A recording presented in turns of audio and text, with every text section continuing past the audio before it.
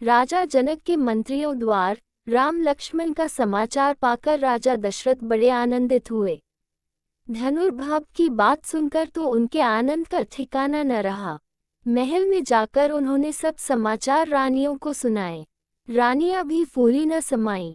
उन्होंने ब्राह्मणों को दान दक्षिणा दी। गुरु वशिष्ठ की आज्ञा लेकर राजा दशरथ बारात की तैयार कराने लगे। हाथी घोड़े और रथ सभी सजने लगे। छल छबीले सवार घोड़े नाचने लगे। गुरु वशिष्ठ और राजा दशरथ दिव्य रथों में बैठे चतुरंगिनी सेना के साथ बारात चल पड़ी और 5वें दिन मिथिला जा पहुंची। राजा जनक ने नगर के बाहर आकर बारात का स्वागत किया और भली भांति सजाए गए जनवासे में सबको ले जाकर यथायोग्य ठहराया। विश्वामित्र को जब राजा दशरथ के आने का समाचार मिला तब दोनों राजकुमारों को लेकर वे जनवासे पहुंचे। राम लक्ष्मण ने पिता के चरणों में प्रणाम किया। राजा दशरथ ने विश्वामित्र के चरण छुए और कहा, मुनिव, आपकी कृपा से ही शुभ दिन मुझे देखने को मिला है। राजा जनक की सारी नगरी जगमग जगमग कर रही थी। एक एक घर, एक एक द्वार वंदनवारों से सजा था। चारों ओर मंगल गीत सुनाई दे रहे थे। राजमार्ग और राजमहल में दर्शकों की अपार भीड़ थी। विवाह मंडप मणियों और हीरों के फूल पत्तों से सजा था। मणियों के बने भौरे और तरह तरह के पक्षी विवाह मंडप पर जड़े थे, जो हवा चलने से गूंजते कूजते थे। चारों राजकुमारों को लेकर गुरु वशिष्ठ के साथ महाराज दशरथ विवाह मंडप में पधारे। बहुमूल्य वस्त्रों और आभूषणों से सुसज्जित चारों राजकुमारियों को लेकर राजा जनक भी मंडप में आए। राजमहल की अनेक स्त्रियां भी सजकर विवाह देखने पहुंची। राजा जनक सीता को दिखाकर महाराज दशरथ से बोले, राजन, यह मेरी बड़ी बेटी सीता है जो मुझे हल चलाते समय पृथ्वी से मिली थी। आपके वीर पुत्र श्रीराम ने मेरा प्रण पूरा कर इसे वरण करने का अधिकार प्राप्त किया है। यह मेरी दूसरी पुत्री उर्गिला है और ये दोनों कन्याएं मेरे छोटे भाई कुशध्वज की हैं। बड़ी का नाम मांडवी है और छोटी का श्रुतकीर्ति। मेरी इच्छा है कि सीता के विवाह के साथ इनका भी विवाह हो जाए। लक्ष्मण के लिए उर्मिला को, भरत के लिए मांडवी को और शत्रुघ्न नए को स्वीकार कर मुझे कृतार्थ करें।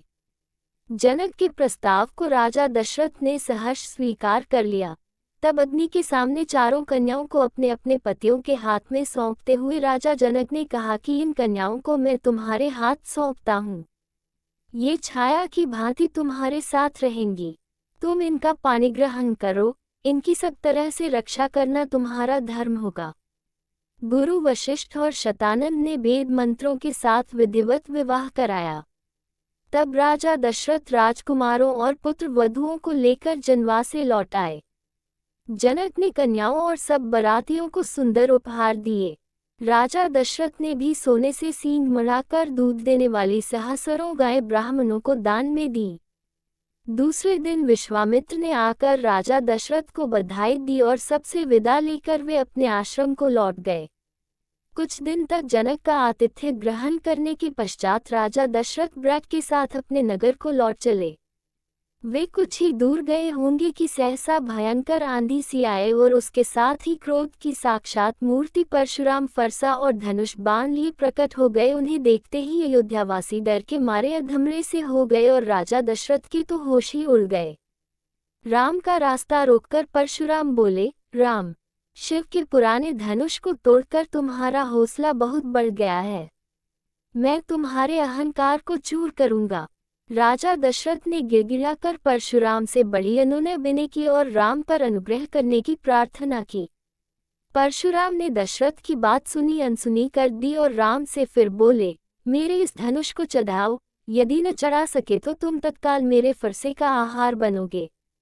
ये सुनते ही राजा दशरथ तो बेसुध होकर गिर पड़े।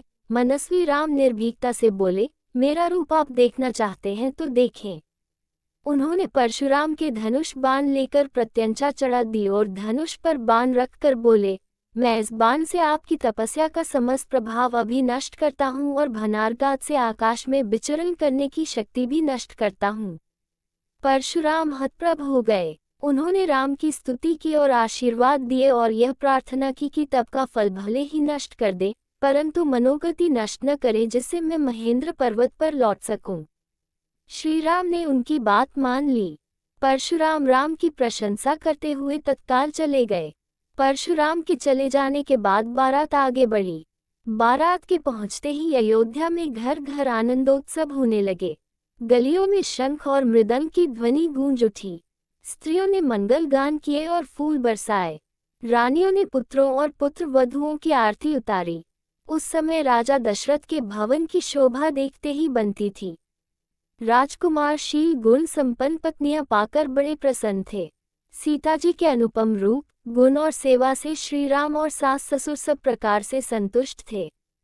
राजकुल में दिन दिन सुख समृद्धि की वृद्धि होने लगी। समस्त कौशल राज्य का भाग्य जग गया।